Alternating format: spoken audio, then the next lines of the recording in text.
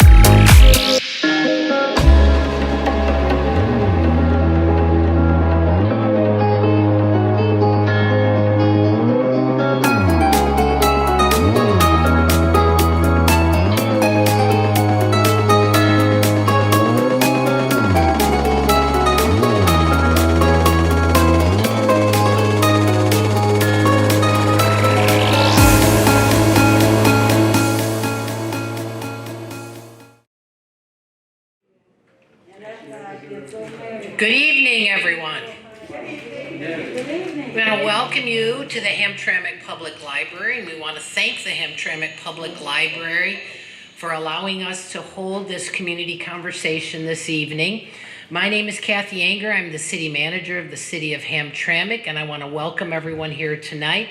I want to point out that we have with us Councilman Mohammed El-Samiri.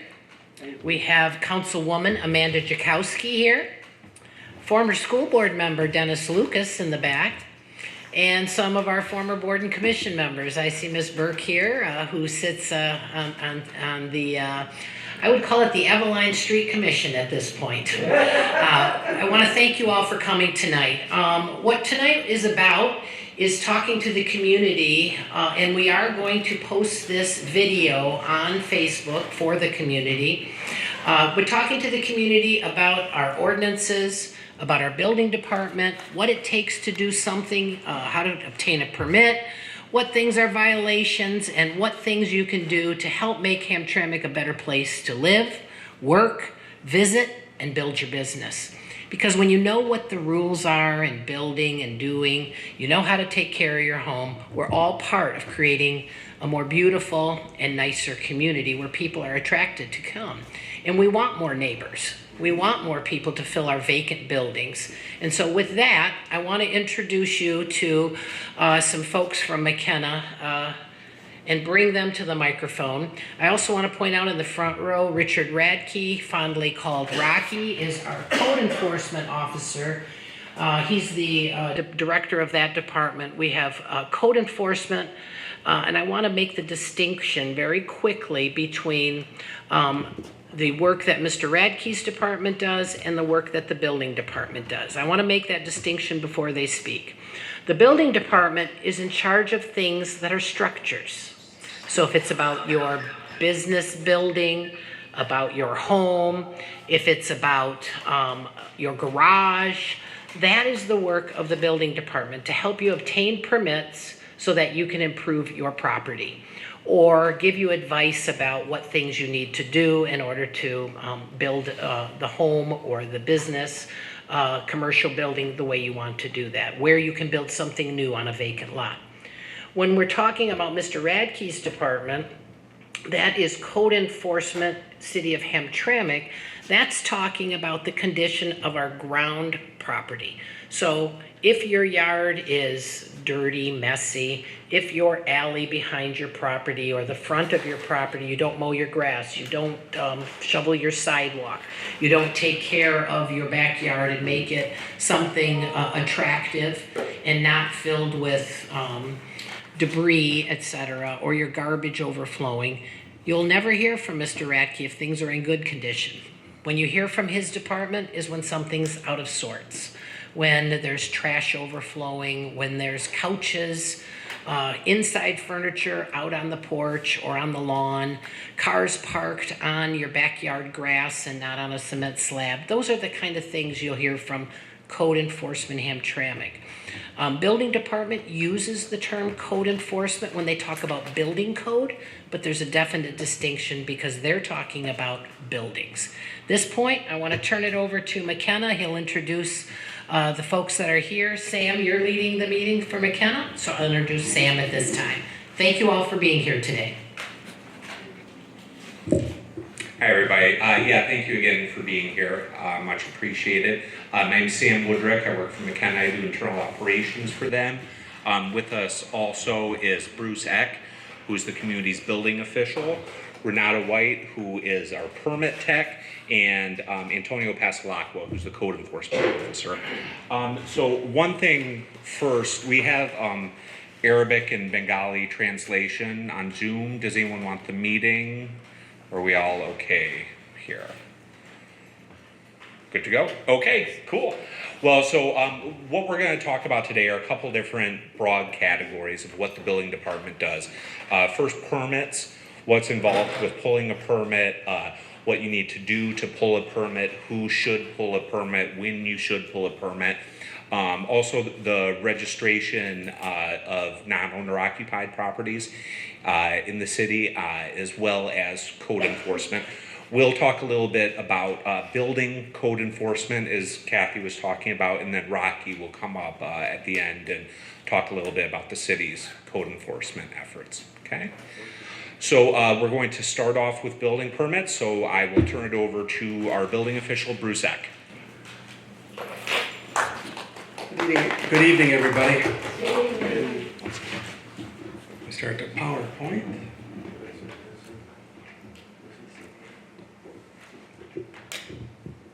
There we are. So when it comes to building permits, assume that you need a permit for everything. If you have questions, you may call, email, or come into our department. Also, when it comes to a concrete permit, when you have to replace your drive, you have hazards in your concrete, you'll need to pull a concrete permit. And the number one thing that we see a lot is when you have a roof being done or debris taken out of your house, you also need a dumpster permit. And the reason for that is because it has to be put on certain areas of the property. You don't want it, blocking traffic. So we want to make sure that it's placed in the proper position. Next slide.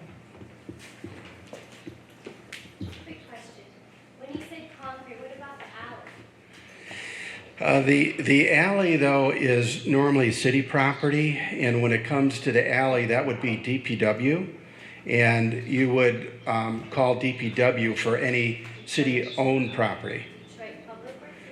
No, Department of Public Works, Hamtramck. So that's City Hall? That's City Hall. That's Department of Public Works, so, yes.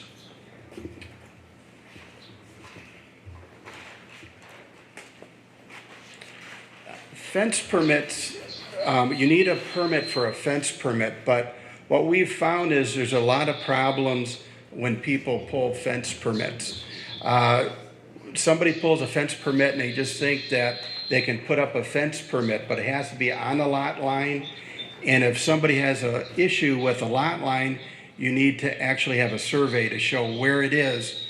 The other thing that we have a problem with is double fences.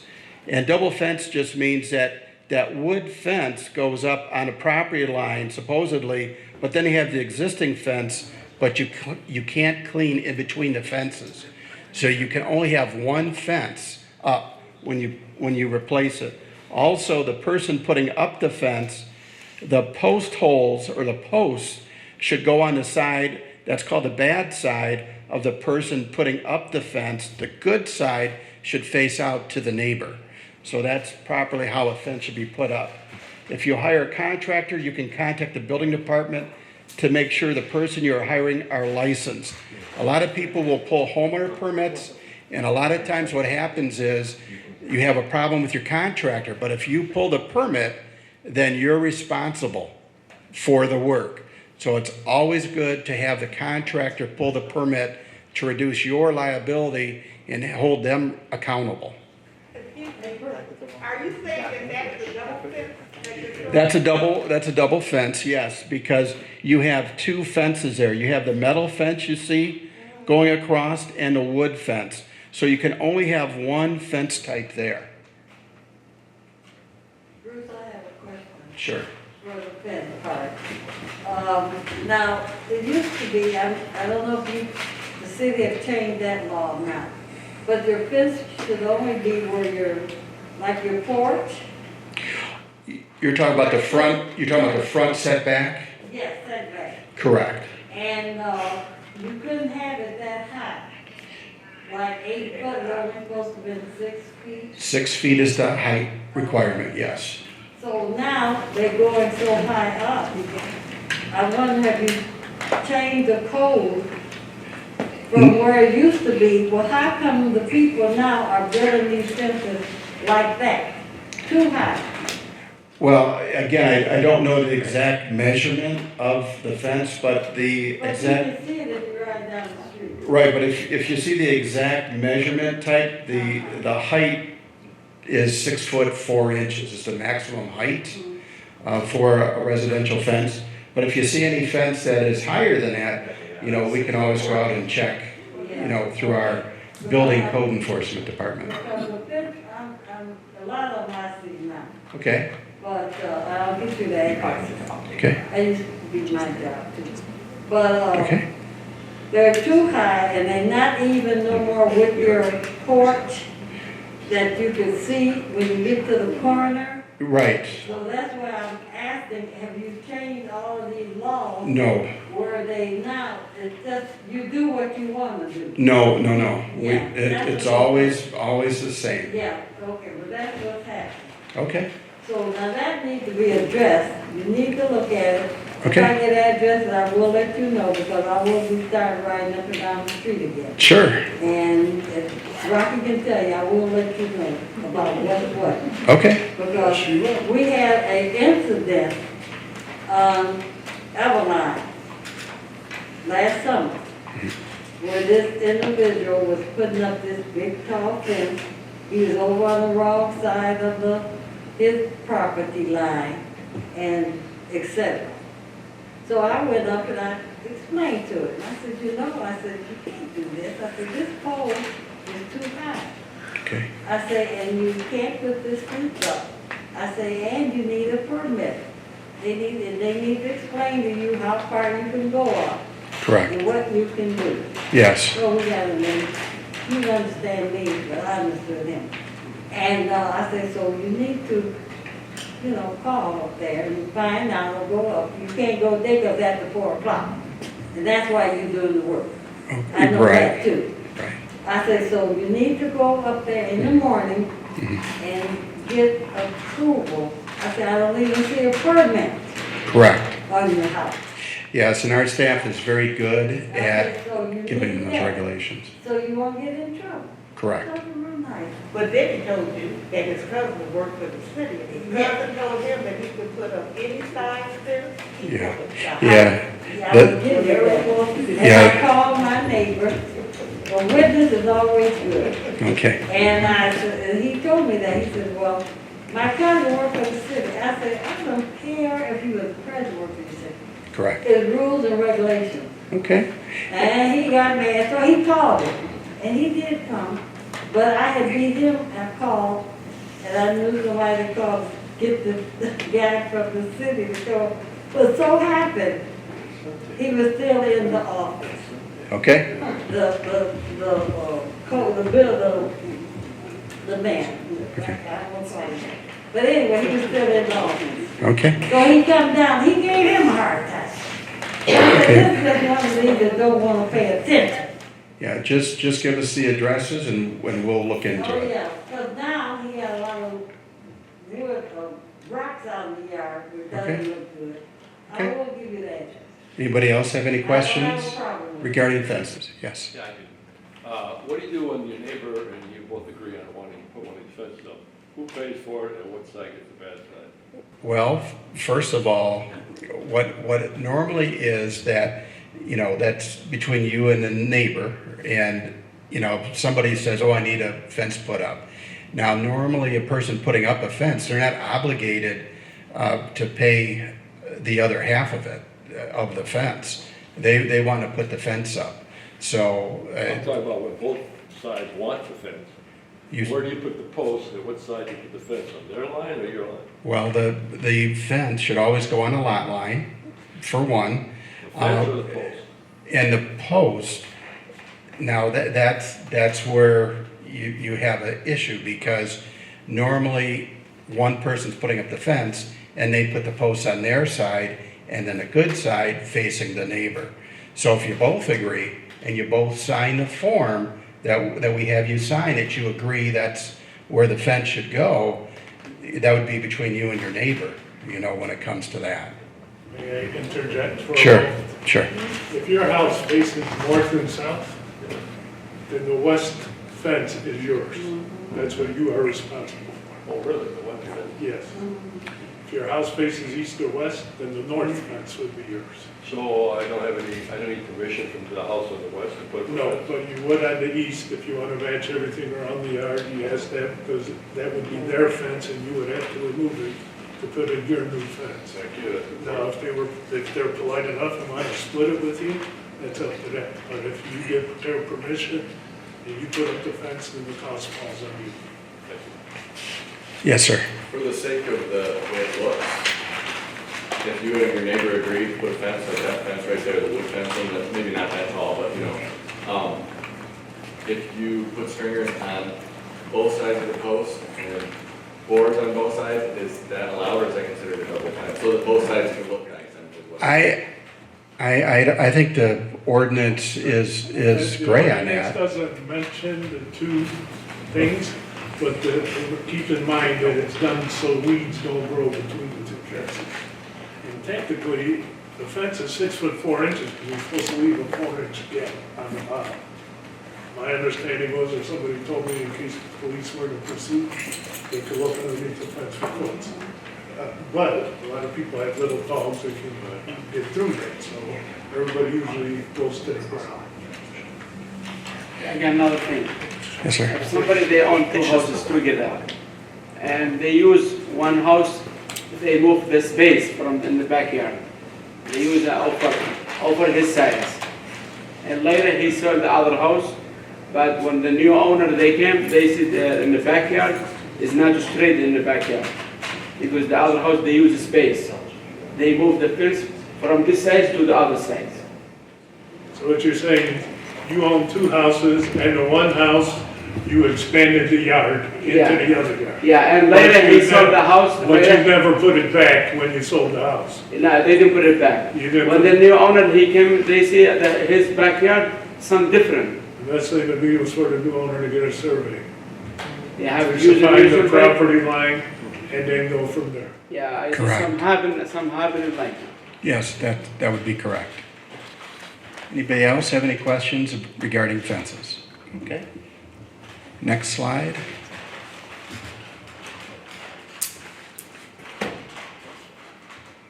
Sign permits.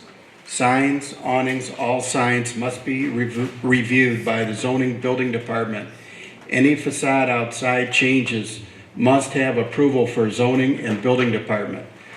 Signs are an intricate issue because there's federal laws regarding freedom of expression, and the best thing always to do when it comes to signs is to come into the department. Zoning will review it first for the size, placement, and what type of sign. We cannot have any flashing signs. Scrolling we can have, but it has to be in place 30 seconds, say the message, and then move on to a new message.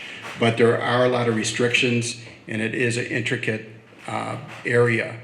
So the best thing always is to deal with the sign company and the zoning first to verify what can be done and not done regarding a sign. Does anybody have any questions regarding this section? No. Next slide, please. Is it different for commercial or residential? Well, normally when it comes to commercial and residential, residential normally doesn't have signs except for sale signs, things like that. I think there are peddling.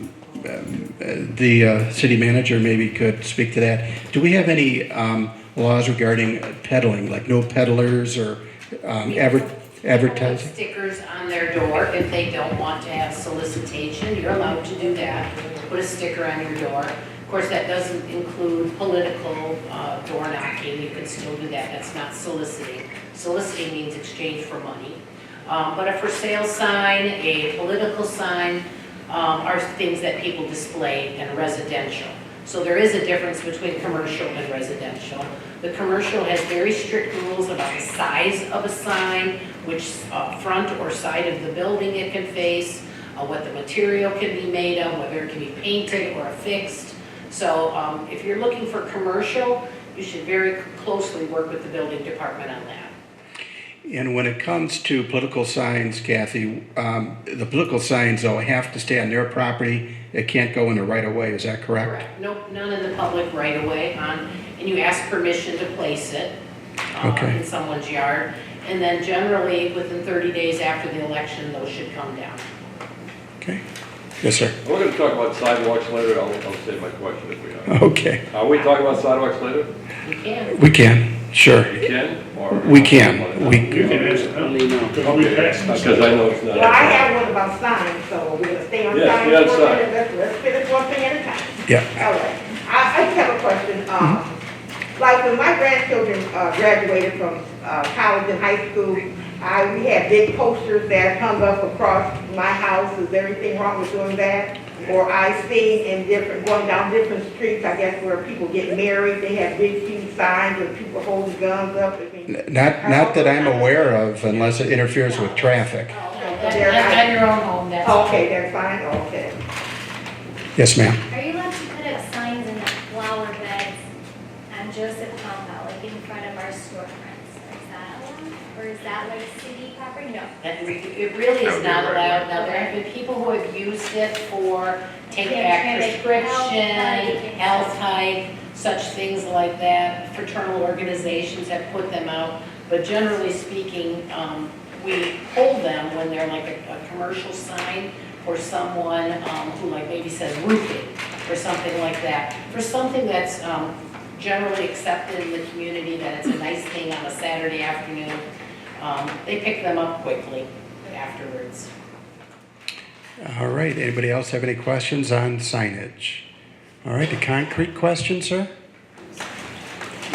Sidewalk question, yeah. Yes. Okay, so, I've lived in many different cities where sidewalks were always like public, that the city paid for them and got them paved and all that, took care of them, if they cracked, they replaced them and all that. I know somewhere about 10 years ago, the city decided each homeowner was going to be responsible for their own sidewalks. Well, that is true. Although it's city property, when the city comes through and replaces city sidewalk, the owner normally gets a bill for that replacement. Well, so Bill, you're aware that City Council has authorized some improvements at the city, on the city's tab. But if you want to replace a slab in front of your home, it would be your responsibility. Cities generally assess for sidewalk improvements by district. Hamtramck has not done that during the time I've been here. They've done small parts of that. If someone wants to change something about their sidewalk, put fresh, clean ones, they can do that on their own. But we're doing about $100,000 a year in sidewalks. This is our second year of doing that. Oh, can I Yes, say ma'am. something?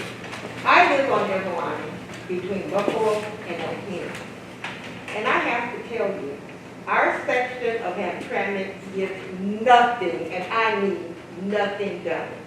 Every time money comes into the city, it is west of Joseph Campo, west of Kona.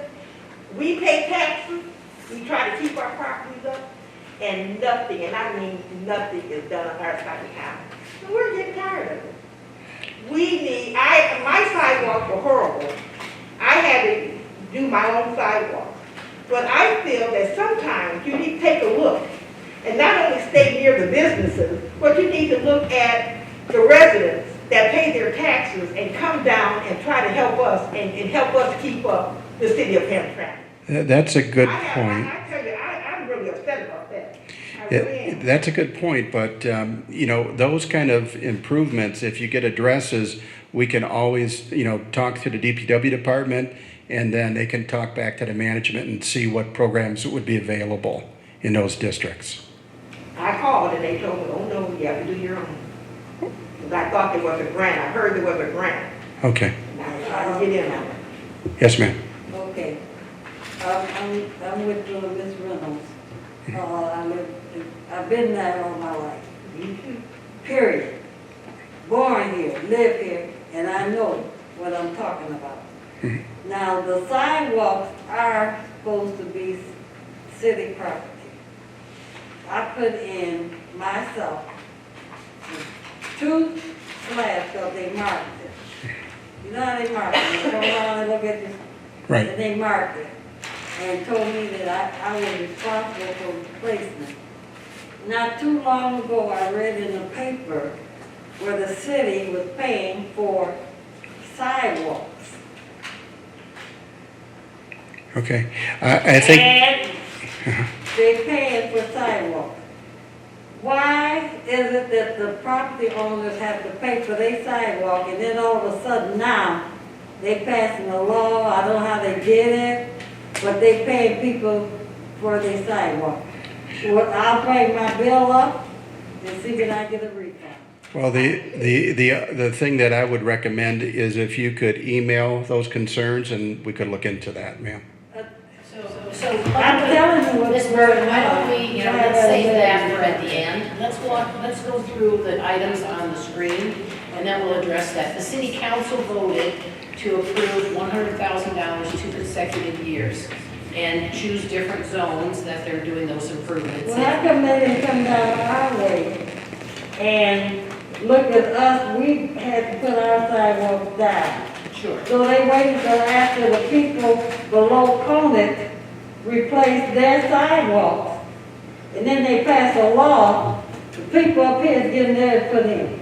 Well, I think I we will started on bring the you south. a bill, mine was over X amount of dollars. Mine was 2,200, I Yeah, did it last year. She did hers later, I did mine year before. Yeah, thank you for sharing. So how would how do they decide That's what area they're going to do? That's an issue for city council versus this town hall meeting about a building. Yeah, I know it, but you know, y'all can take Yep. that back. Okay. I'm You sorry. supposed to be taking Yeah. notes or something? But Well, we're take good. these back. So this is about the building department, permits, et cetera. But obviously it's a hot issue, and Ms. Vera Burke is an icon of the city. And I think visit that's Ms. a hot Burke issue all the right time. now. And why don't you address it while we're in the middle of it and finish this up? So, and I did I had that. the same problem that she said. Back, I was told I had to buy my own, I have 3 lots, 90 feet. I put all sidewalks in, the whole thing, and then like a month or 2 later, the city decided they're gonna pay for everybody else's after they did that thing. Okay, so my question is, how about these other places that down the street from me, they have 2 side chunks, like 2 feet up above all the other chunks, because a tree was brought up. And no city's not replacing them. And some contractor came to put gas in a building across the street, and they 2 blocks up. They actually tore out 1 block to put the gas pipe in, and left the other one high, and put the new one in low. So now we have 1 big high block instead of 2 that sort of like that. Yeah, I'd recommend just to get those addresses to DPW department and they can look into those concerns. Yes. Thank you. All right, let's move on to the next slide, please. Electrical, mechanical, and plumbing. Residential property owners may pull electrical permits if they occupy the property as a primary residence. Residential non-owner occupied properties must hire a contractor to do the work if it's not owner occupied. Commercial property requires state licensed contractors for work. Now, this is a big area that we deal with all the time. So what it's saying is when you have subcontractors, electrical, plumbing, and heating, that if it's not owner occupied, you have to hire a contractor that's licensed in that field. And actually, if it's owner occupied and you say, I want to pull a homeowner's permit, you have to show that you can do the work. Doesn't mean that you pull a homeowner's permit and you say, Bill, my other person's going to do the work. You're supposed to be viable to do that work. If you cannot do that type of work, you should not pull the permit unless it's a licensed contractor. Is there any questions about this section? Okay, next slide. Rental and vacant registration of properties. Non-owner occupied properties, rental certificates renewal are required every 2 years. Fill out the rental application, pay the rental fee, schedule inspections, interior and exterior. Building department is not responsible for the furnace inspection. Property owner is responsible for this. So what we're saying is when we have a rental property, they have to have it checked for carbon monoxide leakage. You have to hire a licensed heating contractor to verify this, and it needs to be put on their letterhead and sent to the city. Now, one of the things that we have issues with is people registering it not too long in advance. Renata, could you speak on that a little bit when it comes to the rental registration? Okay, yeah.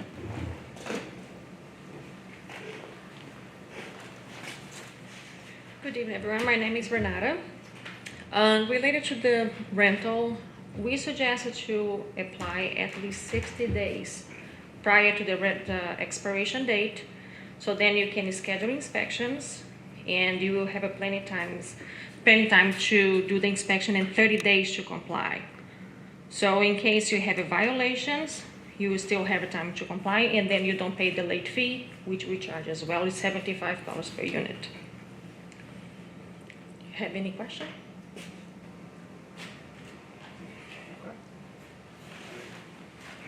All right, thank you, Renata. Now, one of the things I do want to bring up to the councilman is when it comes to people that may not speak proper English, and we normally call on the phone to every rental inspection prior to us coming. But a lot of times when we come to the door, the wife may only be at home. So the wife doesn't answer the door, or they don't answer it in quick time. And then the problem is, if we cannot get in, then they're charged a reinspection fee. It's $75. So I think it's important that the leaders of the community explain that if they have a rental inspection that has to be done that day, to make sure somebody is there to let the inspector in. Obviously, in the warm weather months, it's not a bad issue, waiting 5 minutes or so. But in the wintertime, blustery day, -0, the inspector's not going to wait 10, 15, 20 minutes for somebody to get to the door. So that's one of the main issues I see when it comes to rental. Also, when we do rental inspections, I visually take them to every issue that's on a rental inspection. So if I say a vacuum breaker is required on a water spigot, a lot of people say, well, what's a vacuum breaker? I'll put it on my phone, I'll show them the type of part it is and where it goes. But some people, like I said, if they don't speak proper English, they may not understand. We always send a letter in the mail to them, but those are the big things that I see still, is trying to get through that translation sometimes. And I know Renata, Laura, Tony, John, and myself always work with the people, and we try not to just pile on the fees, but per ordinance, that's an issue. And I've talked to Kathy on this before, and it's not set in stone, but that's an issue that we run into a lot. Yes, Councilman. Clarification, how do you schedule the appointments? Is it a window of time, or is it like by a specific time? Like, do they know that you're coming at 2 p.m., or are you coming anytime the afternoon of Tuesday the 10th? That's correct. So normally what happens is people will set up an appointment, and the office staff will say, would you like AM or PM? And then AM is 9 to 12, PM is 12:30 through 3. But they can get a more accurate time if they call the inspector between 8 and 9, and then we can round it a little bit better for them to the hour or to 2 hour time window. Okay, yeah, Yes. I'm just asking like specifically, especially with the example of maybe the wife is the only one Yes. home. It does sometimes take a minute to go find a scarf, or like you didn't leave it where you thought you left it, Correct. and stuff like that, so there's those types of things. So Right. knowing they can call in the morning to get a better time is. And I always recommend that they leave a phone number, because Tony and I and John always call before and say, this is Bruce from the city of Hamtramck. I'm on my way, I'll be there in about 10 minutes. So they'll be very aware that we're coming. Yeah, we explain to the community. We believe if people they missing, they're gonna be charged $75. We believe the time, noon or in the morning. We spend a lot of people. Some people they can show me, we came together. We speak for Tony or Rana. We speak with him. They know easy. But we need a little bit of time for the good how it is. Yes, and I've talked to Kathy on this issue before, and even though it's per ordinance, if it's something where, you know, just like she said, that, you know, it took longer, this and that, I mean, we're not going to beat people up for fees. We're here to service the community and make the houses safe. That's what it's for. And as Bruce said, I mean, people's level of English fluency is never going to be an impediment to coming into compliance. So if you have any sort of issue, reaching out to the building department, speak with Renata or Laura or Antonio is always a great first step, so that we can find a way to get everybody in compliance with the ordinance. Yes. Yes, sir. Sounds to me like a cultural or a language barriers that are going on here that are difficult. We've always had that in the city. I think we should all understand that people like Altamira here represent like probably half the people living in the city. Yes. And I don't see any of those kind of people working for this department, first of all. So I think that language is very important. I think you should have at least one staff member that speaks language, Bangla and Arabic. And that would help communicate with the people. I don't think the burden should be on the people. The burden should be on the city to find a solution to this cultural barrier. Okay. Don't give them tickets for that. I would agree completely that the city should proactively try to find solutions to this.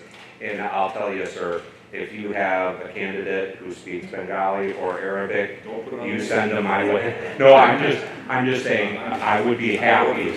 Yeah, no, I'm just saying, you know, it's a community effort, right? So if anybody out there has a candidate that they think would be a valuable asset to the building department, we would be very interested in seeing if there was a way to get them on board. Well, I can tell you where to go look. You can go to Dearborn, you can look, there might be some people there that speak Arabic that might want this job or something like that. I'm not the person looking for a job or helping find. You can go to all the Arab people in the city and ask them, why can't you find someone that speaks your language? That's not their job. And I think actually our new mechanical inspector, Mr. Warsi, does have some Arabic fluency, but Bengali is a little bit more challenging, right? Because there's not the community like Dearborn. There's no problem. They should have been involved all this time. No, It's 50 years. We have employees in the city, they speak Bengali, There you they go, speak good. Arabic too, and they help always. And I have my Google phone when they have a problem, I use my Right. cell phone as well. We always find a way to help them. Then the burden shouldn't be on the people who don't understand timing or the language or the fact that they're not home or the cultural situation because women are home alone or whether they open the door or whatever the situation is. We have to be aware of those cultural differences and work around them and not punish people with tickets. Okay. Agreed. Thank you. All right, next slide.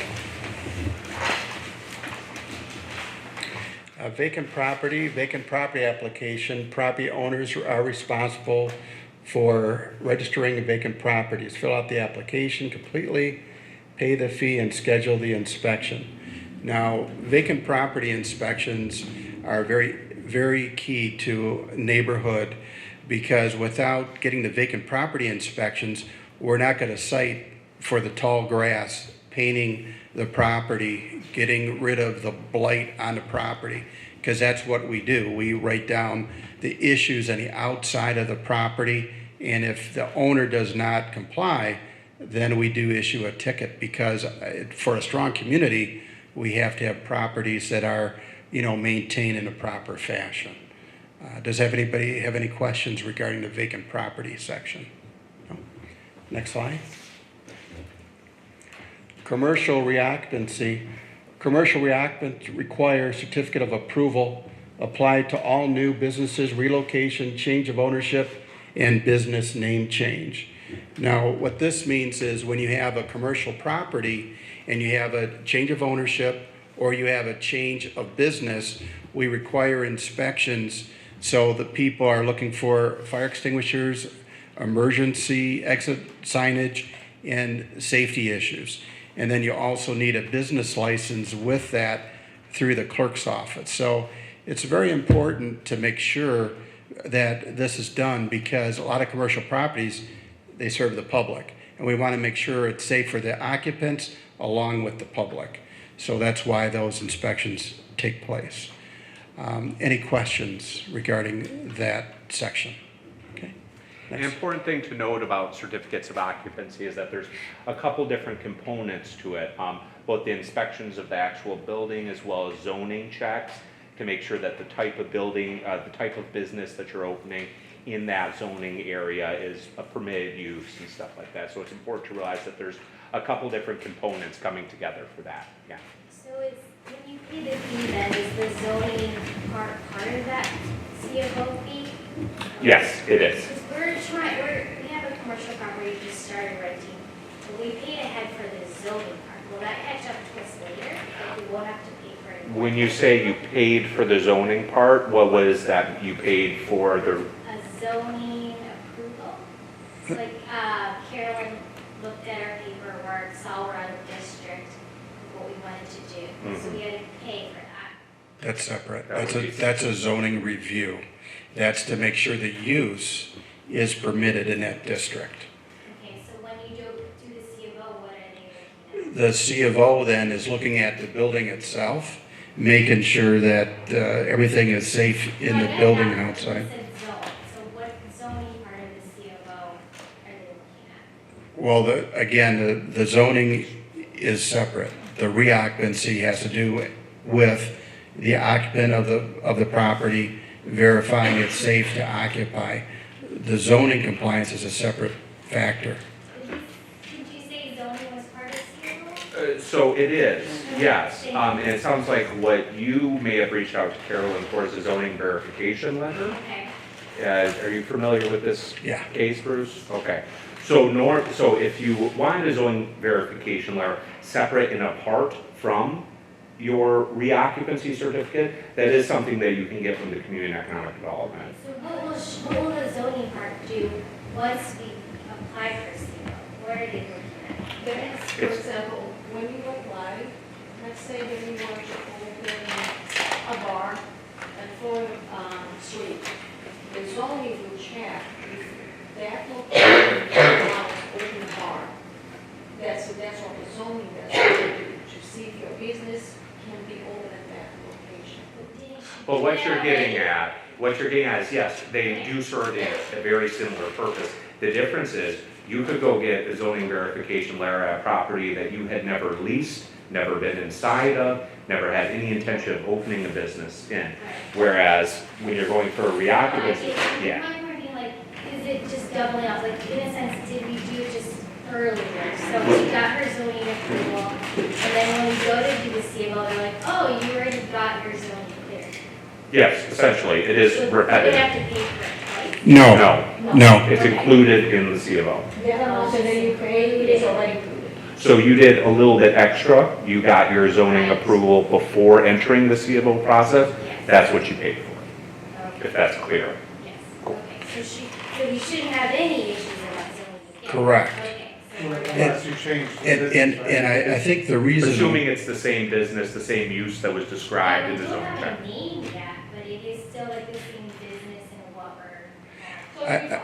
I think Carolyn, what she was trying to do is she was trying to save you additional money instead of going through the C of O process first. She wanted to verify that the use was accurate for that. You almost One, feel like that should be in first step. Like, I'm It is. Maybe you should do this before you put all this money into it, and then you get to zoning and they're like, actually, you can't have it Yeah. there.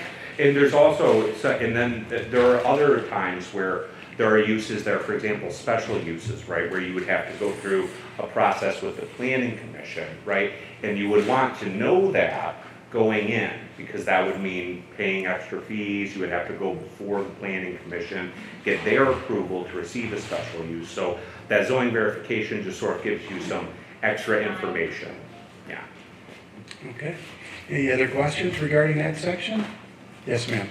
Okay, so telling the zoning, we have districts that are residential, right, schools, businesses. Why then do we have a church or a mosque on Joseph Campo in the middle of a business district? Well, first of all, any type of business that's in that district is a permitted use. So you could have church and a regular mercantile, which is, like a storefront selling candles, that would be acceptable in that zoning district, inside its zoning district. Generally, those are permitted uses in commercial districts. They're just less common because they're not particularly economic. There's not a lot of economic incentive to have churches in a lot of commercial districts, but in some places it makes sense. All right.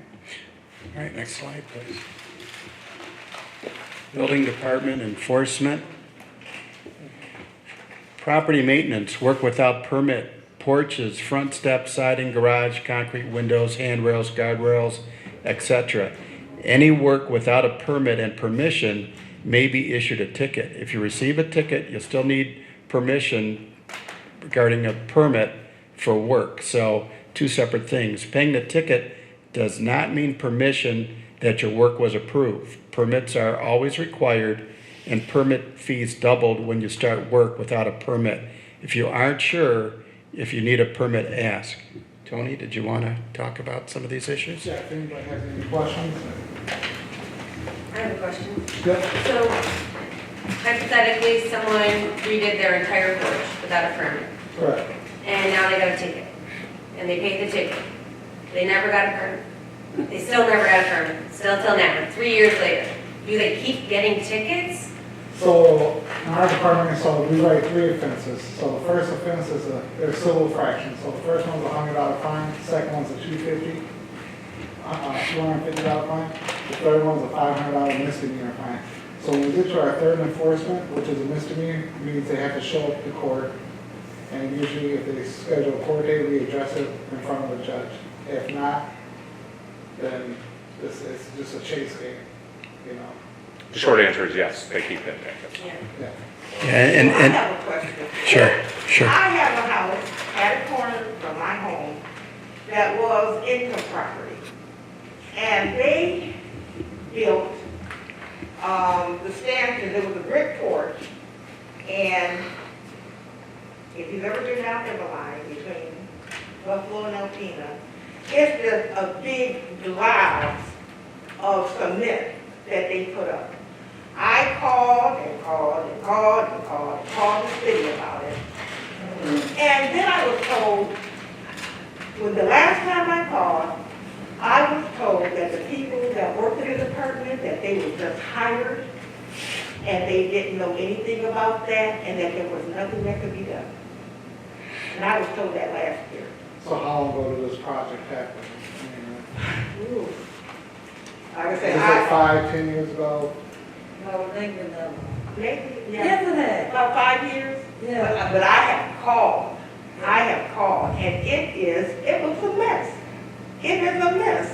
Disgrace to the city. Yeah, you can get the building department address and we can definitely go by there and see what's going on. Bruce, would you announce the building department's phone number, please? And then, what I would like to say is if someone has something you're dissatisfied with after you speak to one of the employees, I would hope that you would call first the department head of that department and address that issue with them. If you're dissatisfied with that response, I would want you to call me. And my phone number, a direct line that rings on my desk,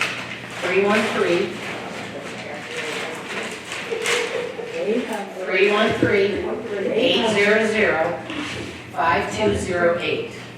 And if there's dissatisfaction, there's something that's going on. Now, I will tell you, when there's an issue with an employee or something, I'm not gonna report to you what the outcome of that discussion was, because that's a HR personnel matter. You can trust that I will handle it. All right? Because it's very disappointing to hear that you spoke to someone and they said, I'll have to double there's check to nothing see we if I got a can name. do. They sure told me that. Now, it may be that there's something going on and there is nothing they can do, but we want to confirm that in an appropriate way. Well, my thing is, if it was put up wrong, at what point do you address it and make them take it down? It should have been taken down. If it's unsafe to the community or something like Well, that. I don't think it's unsafe. It's an eyesore. I mean, Give a call tomorrow. okay. And now the building department number, Bruce? Is 313-800-5223. 5233. Yeah, extension 814. Okay, let's back up a second. 313-800-5. 233. 5233, extension 814. You know, this is going back, but I'd like to say something too about a problem that we had on Everline. And the inspector come out and looked at it, code inspector, and a fence. I'm gonna go back a little bit just to bring up this. So I know they do look at property, the building inspector. And Yes. so they made the man take down his fence. Okay. He had to take it down on one side. And he just put it up, but it was too tall, that's why I was asking about that tall. Yeah. Years ago, the inspector made him cut it all the way down, he put concrete up to hold the grass, the water, when you wash the grass from the dirt. Right. And then when this other guy was gonna do his, I didn't think it was fair that they were gonna let him put this fence up because of his uncle, whatever, is a member of the council. And I told him, I said, you look across the street there, and they made him cut his new fence down, took it all the way down. So do you have standards We with have, different people? no. You have standards with different people. Ma'am, we go by the house ordinance. that's got all this frontage on it. Okay. Can't tell you, I won't tell you my mind. Okay. It's okay. You gotta have it all even. Okay. You gotta, So one of the things with the amount of structures that we have in our community, well over 6,000 structures, the 7 people in that department are not gonna see every one of them every day. They're not going to. And we depend on the community to tell us that something's going on in a backyard, or something's going on across the street, or something's not right. We, as a second set of eyes, yes, we do patrol. Yes, we do visit every street in the city. Yes, we do those things. But we can't rewind 5 years to know why someone said something then, or this or that. But what we do want to do is focus on what the rules are, take some question and answers at the end, because if we describe every individual situation, they'll stay around afterwards, or take your calls tomorrow and things like that. But they want to get through a little bit of the PowerPoint, address the issues at hand, and then Then they have something else to look for. and then you'll be able to. I know that community patrol has helped us with seeing the blighted areas that maybe we don't see from the alley or the street. We have 2 square miles, but that's a lot of miles of roads and alleys that we patrol on a regular basis, so. Go ahead, Bruce. It's the densest couple square miles in the state. Right. Yes. Yes, sir. I don't want to cut off any engagement here. Okay, I think that we should listen to Sarah Burke, who's lived there a long time, and she feels a certain way, whether we think she's right or not. She feels that way, and she must feel that way for some reason. She's lived there for, I don't know how to say, older. Thank you. We've got to listen to her, We do. find out why she thinks that way. Correct. And see if she's right or wrong. Right, and we'll look into those issues. We do, Bill. Well, she doesn't, I think they do. Okay. They do that, I can call, they listen. All right. They listen. Irritating. Well, wait, I wanted to finish up on Amanda's question about this person whose house couldn't get fixed. Or if they're down, they get a first fee and then a second fee. What happens when you just keep going? What are you gonna arrest them eventually, or what? Usually if they have a misdemeanor ticket, the courts will put out a bench warrant for someone to pick somebody up. And they'll get arrested because they didn't tear down the. Because they're not the wall or compliant something, yeah. with the ordinance of the city. That's severe, okay. Well, you have to remember though, Bill, that sometimes their house is in such disrepair that it's a hazard to the community. So it's very important code enforcement is a very big function when it comes to a viable city. And we have to keep code enforcement in proper fashion. If we don't do that, then the communities become more blighted. I'm all about that, but really what you should be sensitive to is the fact that Hamtramck is the poorest city in the state. We understand that. People are poor in this city, some people, not us. Some people are poor and maybe they can fix that thing right away. So maybe the city should say, how can we help you fix this thing? Well, we do that. Good. We do that. Don't let Tony, them get to stage 3, that's. Tony will, Renata will, Rocky does. We have outreach and we work with them all the time. You know that. Ticketing is, That's the last resort. that's exactly what I was gonna say. Usually ticketing happens when we cease communication with the property owner, when we stop getting calls back, we stop getting back and forth about what's going on and how we might be able to address the issue, so. It really, it redounds to no one's benefit. Well, Right for any there, yes. funding possibly, or maybe some ideas for how they can fund to get the money to do something that they have to do? Sometimes the county does have projects available. Kathy also will reach out to us too on certain funds and things like that that may or may not be available. But again, we always try to work with the residents. We give them letters. People come in, talk to them. So it's not that we're trying to collect fees and to make somebody's life harder. We're trying to work with the public and make the community a better place to live. All right, anybody have any other questions regarding this section? All right, next slide. Non-owner occupied certificate rentals. Occupying a property without a valid non-owner occupied certificate may result in tickets. The property is considered rental regardless of any monetary compensation. If the property owner does not reside at the property, it is considered a rental. So a lot of times, people have a big family and say, my cousin, comes into town and he stays for 3 or 4 days. But if the registered owner in the assessing department does not live there, that's considered a rental property. And when we look at the rental property, again, we're looking at the safety factors, handrails, smoke detector, carbon monoxide, fire extinguisher, all those issues. So it's important that, it's safe, for the occupants and the community when it comes to the rental properties. So does anybody have any questions regarding rental inspections? No? All right, next slide. Condition examples.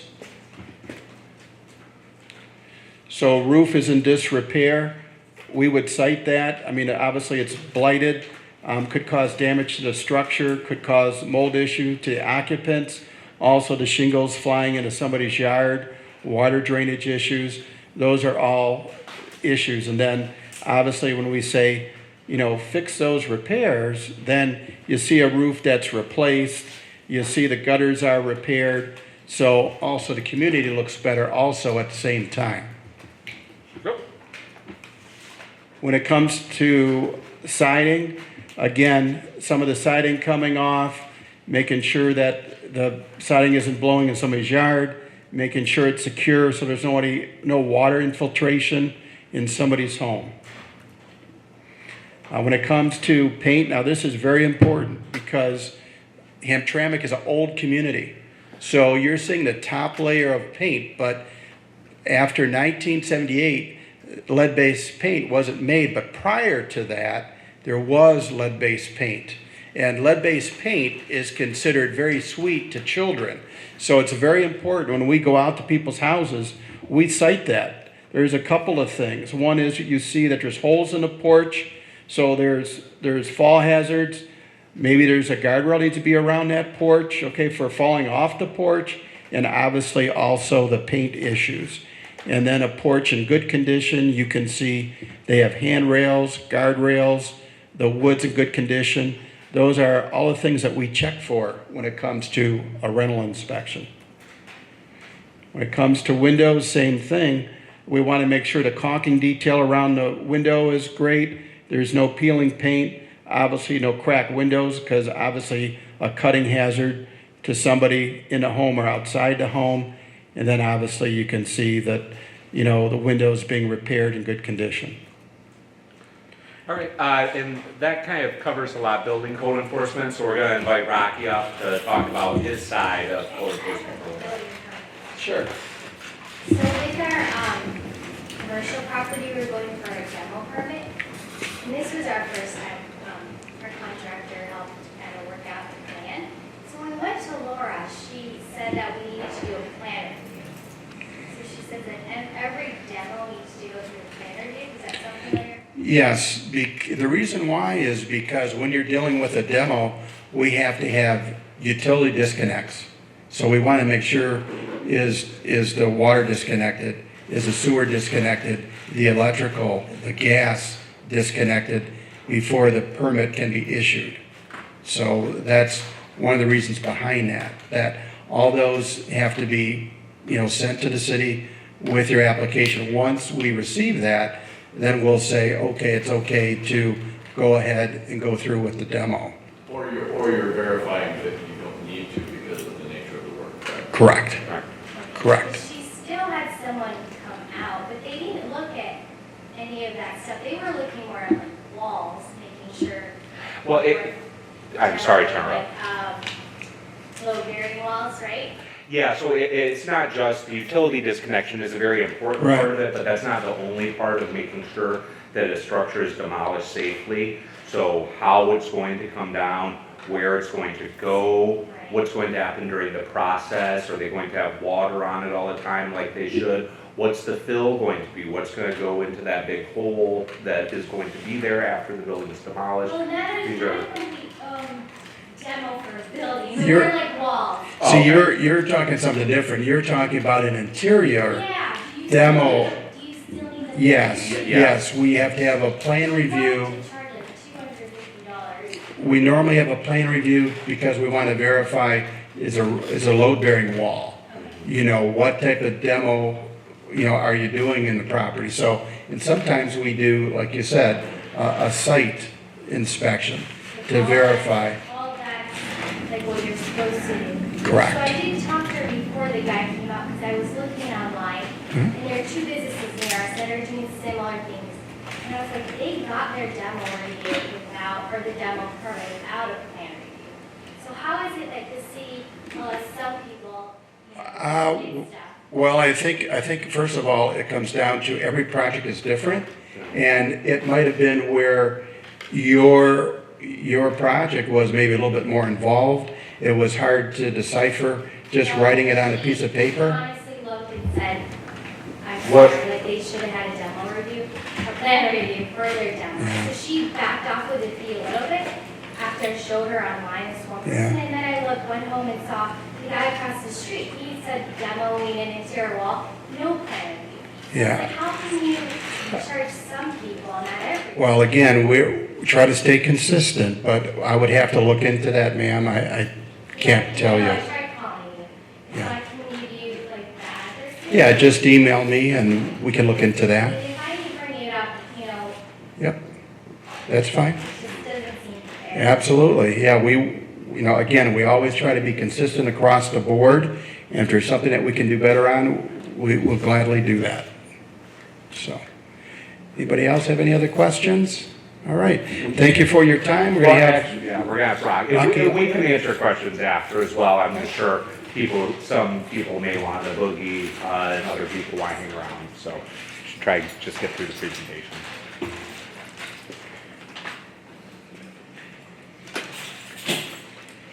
Hello, everybody. As was mentioned at the start, I'm Rocky. I'm the code enforcement supervisor. This code enforcement deals mainly with blight. Tis the season now for the tall grass, the weeds in the alley. This is the time to start cutting. 2 years ago, we started a program where we started tagging properties. You had 72 hours to cut your grass. If you didn't do it, the city contractor cut it and we billed you for it. It seems to work very well. It's about 80% that the homeowner, once they get that tag, that property is cut. Don't laugh about the snow picture. This is Michigan. There might be a foot tomorrow, so you got to shovel. The trash containers on Campo. It seems like businesses think that's their trash container. It's actually for the people. So please feel free to use them when you're walking by. Too many times I see somebody throw it next to it as opposed to in it. Graffiti, another big issue, sometimes gang signs. Graffiti is a crime against your property. Feel free to call the police station, come down to the police station, make a police report. But once again, a lot of times it's gang graffiti. Let's get it painted completely. There's many a times we see thank you written in red, and then when we tell them you got graffiti, it's thank you written in white. No, block it all out, the whole thing. That's how we like to have it covered. So 3 big things we're going to try to pursue is the grass, the graffiti, and that everybody put an address in their alley, on their gate, or on their garage, because it is mandated in the ordinance. Other than that, in the trash cans.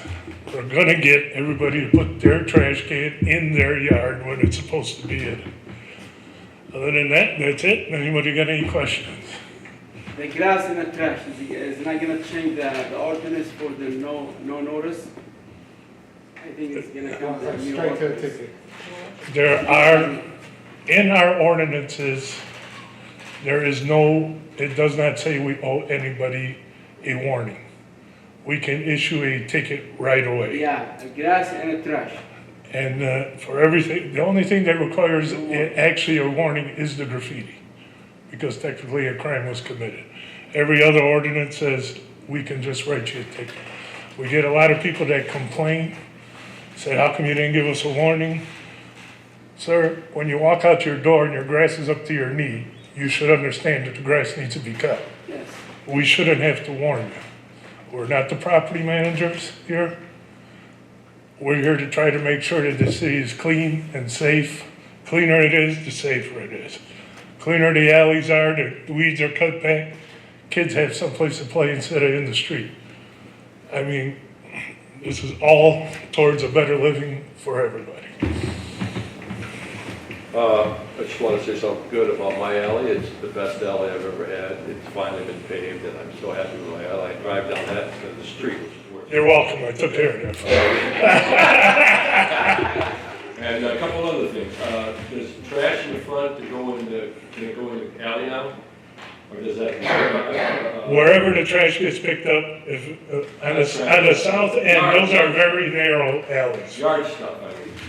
The yard, waste, Yeah. goes the same day the trash pickup is, but you put the yard waste in front because it's a separate truck that picks that up.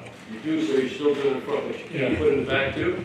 No, because it's a separate truck altogether that picks up the yard waste. You have been doing that, right? We tell everybody that you put your yard waste in front on the same day that your trash gets picked up in the back. No, I'm saying, you used to, I think the city used to say you could put them both in the alley. It used to be like that, and then it's changed to the front. Separation, They changed because it. they don't take that to the dump. Okay, good.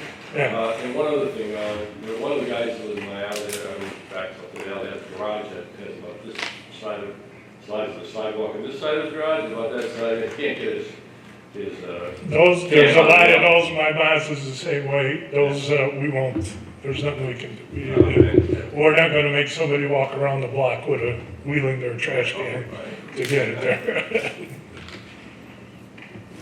Anything else? All right, thank you. You're a wonderful crowd. I'm here nightly, it's too late, sorry. And right next to me is a city lot. How often do they, City lots this year, I believe they cut 4 times. now what is their grass getting? No, city lots get cut more than that. City lots get maintained as needed. You might not see them in July when it's dry. Rocky, the other grass is not on the city, the grass is high. Who's gonna be the cut down? We tried to get the owner. Unfortunately, right. Some owner, they take a lot of time. No, I see some- well, we tried to get the owner. Unfortunately, there are some owners that we just can't find. They moved to California, we don't have their current address, we tried to high heaven to find it. Yeah. So we'll cut it and we'll build it. But that's how we try to get it, but we try to avoid that, because obviously the city doesn't have Yeah, I money see, to just it's strip not a around. lot, it's not a lot. I see a couple of things in the empty lot, the grass is high. Right, Some of them, not all of them. right, so we try to find who the owner is and then make the owner responsible. And it's same like with the grass cutting program at a house. If they don't, we'll put a tag on it, or we'll mail them a tag, and then the city will cut it and bill them. So, and just so you know, the city cutting is not a lawn service. It's a high price because there's an administrative fee, but it's not the goal of the city to babysit everyone's lawn. You know, that's getting into a violation area when you allow your yard to become a rat haven or home to wild animals or so high that it's a detriment to the neighborhood. So it's not a lawn service rate. You're better off if you can't cut your grass because you're disabled. There's groups in Hamtramck that will assist, and we give that information out at the city. Additionally, if you hire a lawn service, it's going to be a lot cheaper than having the city's contract to do that. So we want to make sure people understand that. Yes. I have a question about dumping, like at city vacant lots. We've had multiple times where people dump, and I call the city to take it away, but what is, like, how could you proactively go after people? If somebody's actively dumping, you call the police department. Well, I mean, I haven't visually seen that, and of course, I know out, you know, the next day there's a large thing. So you guys have come out within a reasonable time, but how do you prevent it from continuing? So one of the things that we do, and Rocky's department is very good at this, if someone dumps like bags of garbage, or maybe they empty a house out, like if they evicted someone, we have that happen. They'll look through the materials and see if there's mail or Sometimes we do. something like that. And we will contact those people and we will charge them for cleaning it up and also fine them. So, yeah. Well, not in every alley, they know that's impossible, but we do, you know, it's interesting that we do have people who have house cameras and they will assist us. This department has been helped with that, where you'll see the license plate of someone who dumps off a big couch or something. And for everyone, on Christopher Street off of Conant, there is a wide open dumpster. If you have things that you want to dispose of, it's open every day. It used to be just on Saturdays, but it's open every day now at the end of Christopher, at the Priority Waste Yard. You can take things there every day. If you want to clean out your garage, you take it over in your trunk or in your car or on a trailer and unload it yourself, you can. You'll also be near the recycling bins, where we have bins that are emptied regularly for clear water bottles, cardboard, and paper. So there's bins there, and that's a nice location to know. If you have a large chair or something you want to get rid of, you can put one large item with your trash each week. Next to your can. Don't put it out early, put it out on the day of your trash or the night before, and then it'll be gone the next day. But if you have something where you want to do several things, take it to that location. That open can is there for your use. Do you know how often they empty that dumpster? Oh, Every day. all the time. If it's full, they'll dump it. Yeah, all the time. You can use that. Now, it's not there for contractor use to empty out. You know, if you're a contractor, a business, they'll stop you. This is for resident use. Okay, that's what she wants to, one of my neighbors told me that she got a letter in her water bill from the city that said that you no longer can put water bottles or boxes and clothes. We never sent anything like that. Okay, I do everything. No, we didn't send anything like Okay. that. Oh, I have a question for you, Rocky. Yes, my predecessor.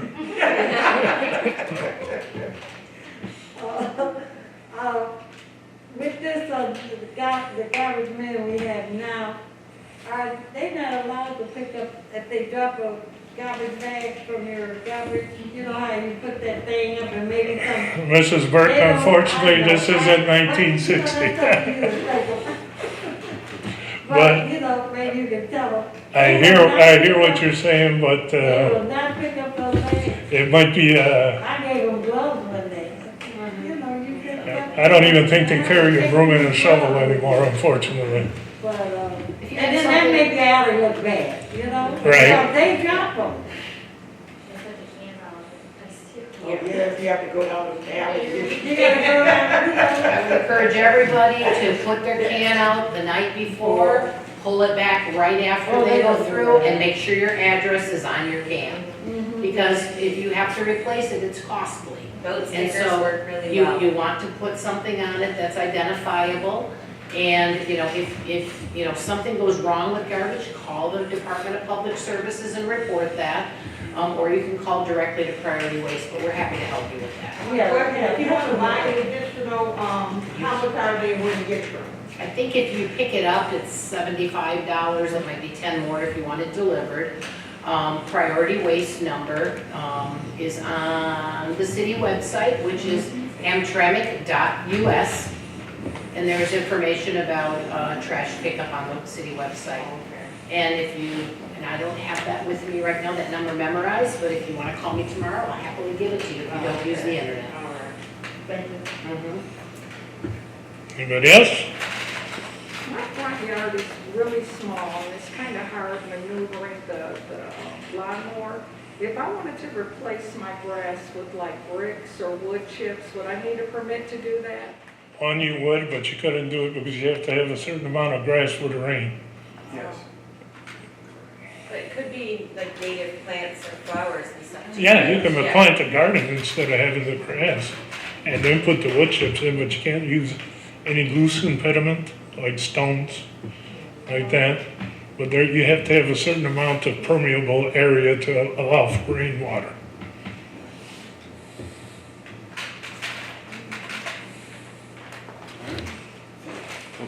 I knew I should have ran.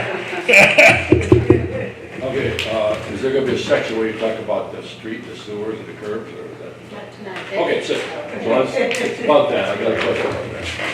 It's, I've lived there for 20 years, it's my 3 lots, and the curb has disappeared.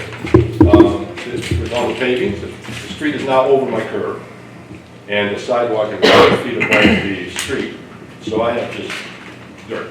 I can't put grass in there, and the curb is disappeared, so what do I do? We're doing some, when we do street replacements, we are doing some curb repair.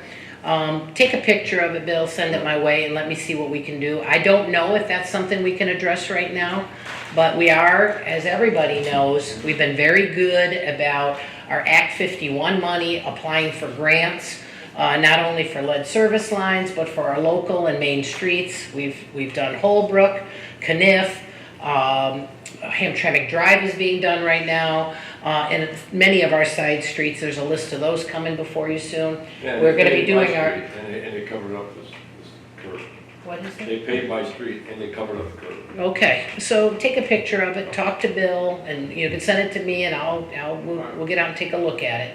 Anytime we have a construction project, if there's something that, is unsatisfactory at the end, it will end up on a punch list. It may or may not be something that could be avoided. So I don't want to overpromise and underdeliver to you, but we'll definitely take a look at it. I want to thank everybody for coming tonight. I know that I want to thank McKenna for what they do every day, Richard Radke, what he does every day. Thank our council members for attending. We're always available to you. If there's something that you need, and Ms. Burke knows, I stop on her porch and sit and have a cup of tea. She calls me when something's not right. I will tell you, half of what we do is working with the residents. I mean, our goal is to work with the residents, but if we don't know what's on your mind, we can't. So don't be a stranger. Make friends with the people in this room. We'll have other departmental meetings as well going forward so that you can meet people in other departments. I want to tell you about a resource fair that we're having the first Friday of June in City Hall. We will have various groups there, and it'll be from, I think, 10 to 3, but don't quote me on that. There'll be a flyer, beginning the flyer tomorrow in all our languages that'll be posted on Facebook. And what it's going to be is different resources that are available to our community members. There'll be representatives from DTE there, talking about their hot water heater program, their water saving program, and replacement of furnaces, etc. We'll have Wayne Metro there. There's programs for roof replacement, home repair. There'll be our local Wayne County Healthy Communities will be there to talk about the medical programs that they offer, dental, psychological, psychiatry, emotional, mental, and physical health. What's available in this community is amazing. And we'll have representatives from the Hamtramck Drug-Free Coalition, Vistas will be there. That's to name a few. But I think it'd be smart for anybody who wants to know about some of those resources to come by City Hall on that day, the first Friday in June, and take the, I think it's 10 to 3 or 3:30, but I'm not sure if they've settled on that, but I believe it starts at 10 a.m. But there'll be a flyer on Facebook, there'll be flyers around town in multiple languages. But I want to thank you for coming tonight. Can I say one more thing? You may say one more thing, Ms. Burke. One more. That's it, one more. You said it. I would just like to thank the code enforcers and the people here, the council and everybody, for having this here forum. Because it's very, I was bringing out stuff to make people think that what they can tell you guys, you know. Appreciate it. So it was very good. So you know how I do, so. Thank you. I appreciate You it. did. You know, City Hall is a great staff. And I know it was mentioned, you know, tonight we had interpreters available if anybody needed it. All you had to do is download, and we have headphones here that you could listen in Arabic or Bangla. It's the goal of City Hall to be all-inclusive and to be a part of the community that we, you know, that you live in, that some live in, work here, and build businesses, visit. You know, we're the most diverse community. We celebrate it, but we need to also respond to it. And so, you know, when we hire people in City Hall, one of the things we say is we're looking for a diverse workforce. We added some new staff this week, and you're going to see some new faces there. And I think that you'll appreciate the fact that they can communicate with our residents. You know, it's important to have Arabic speakers, Bangla speakers, and like one of the, I think Renata was the one that spoke and said, when we have someone that has difficulty speaking and communicating, we grab someone from another department and they assist. It's a regular thing. No one that comes to City Hall should be concerned if they can't speak English. That is not a requirement to come to City Hall. We'll find a way to communicate, whether it's through an interpreter, paid interpreter, or whether it's through one of our fine staff. Thank you all for coming tonight. I think this is the first time since I've lived here, and the first time I know that you've actually had a meeting like this. This should have been done a long time ago, or every year. This is very helpful, and the public should know about it. And thank you all for doing this and other things like this. And yes, it's changed a lot at City Hall. It used to be a lot different, a lot worse. Thank you for improving things. Thank you. I got one more thing. How about a little round of applause for Miss Renata, who became a United States citizen last week.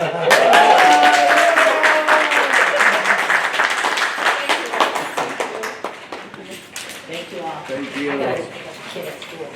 Let's hear it for Greg Kirchner, a video taker.